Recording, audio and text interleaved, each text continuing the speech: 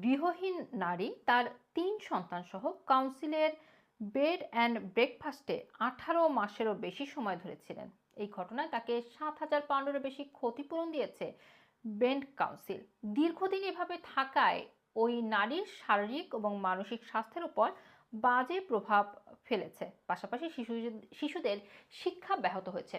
Local government নেপালের একটি তদন্তে দেখা গেছে পরিবারটি মোট ৭৫ সপ্তাহ ধরে বেড অ্যান্ড ব্রেকফাস্ট হাউজিংয়ে ছিল। নিয়ম অনুযায়ী কোনো পরিবারকে ৬ সপ্তাহের বেশি এভাবে রাখা যাবে না।